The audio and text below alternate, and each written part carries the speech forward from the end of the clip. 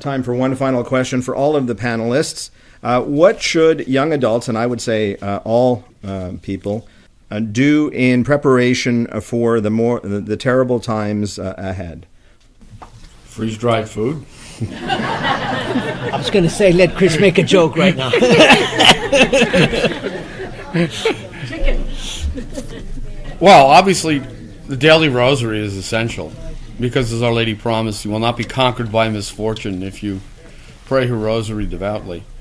I haven't always been faithful to that. For the last 10 years or so, it's been every day, and it causes immensely beneficial changes in your life if you pray the daily rosary. You get graces that sustain you, even imperceptibly, and you don't fall into errors that you had fallen into before just because you pray this prayer.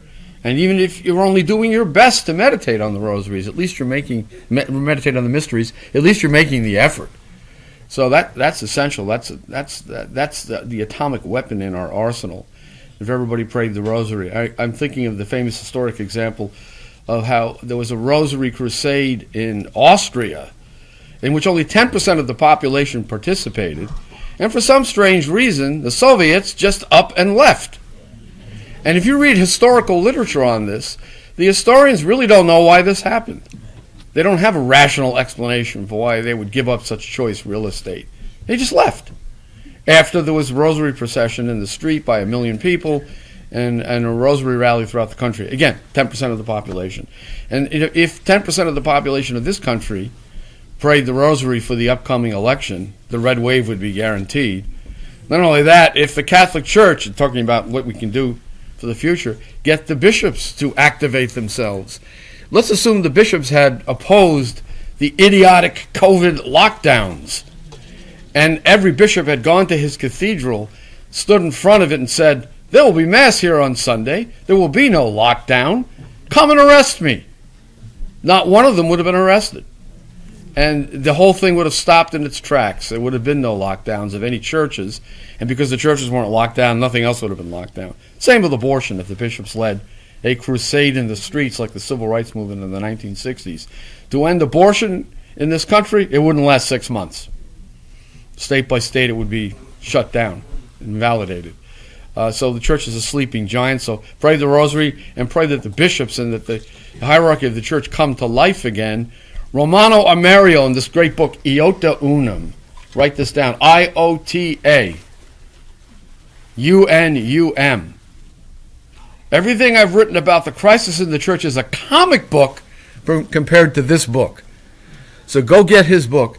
He says at the end that the world is capable of rising in a new metanoia, a great social transformation, which it cannot initiate, but would respond to if it were offered. And all the church has to do is make the offer in a serious way. But it's not happening right now.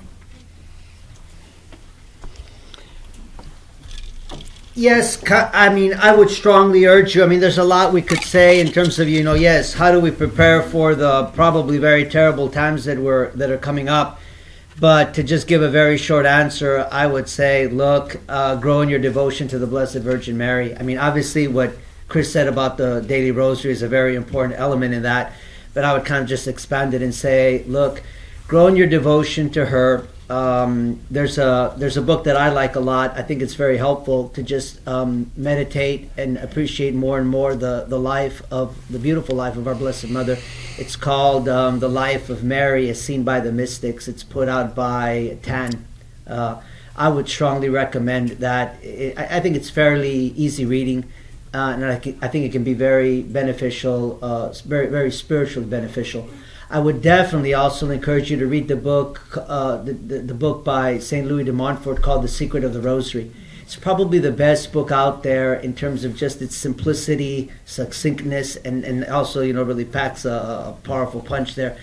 I think it will also really motivate you to pray the rosary and help you to appreciate the rosary more and more, because I think there are many Catholics that sometimes maybe there's a temptation to kind of get bored by the rosary and just think, well, I'm praying the same prayers over and over.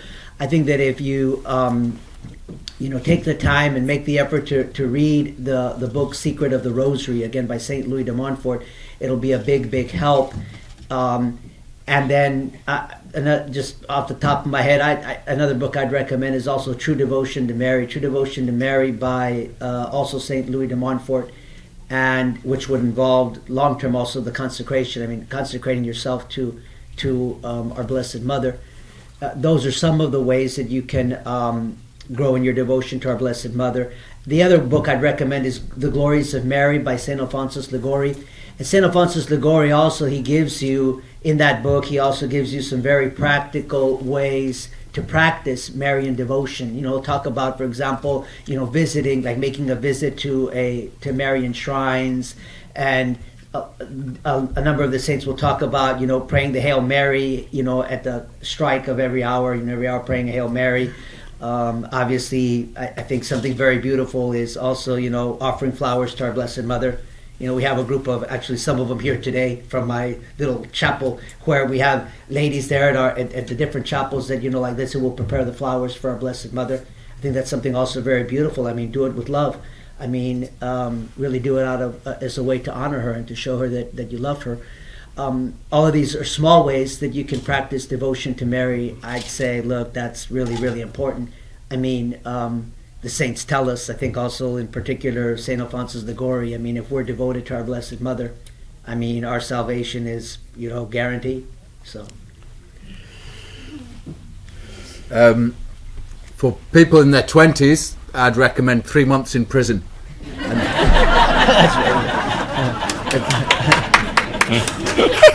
It will prepare you for what's coming. And if you can't secure that, then 1 month in a monastery. Make an extreme retreat at Advent or Lent.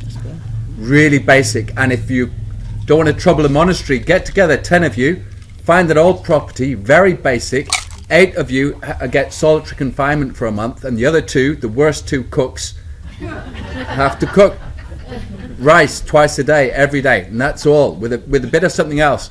So you eat poor food, you're in isolation, and you get the Bible, and it will detach you from all the foolish things of this world, the passing things, and it will terrify you, because your own company is actually a lot worse than you think. So most of us, I know, it's horrible. We need to be forced into it almost, and it's not nice looking in your soul, and you have to attach yourself to God, because there's nothing else, and after that you will fear nothing.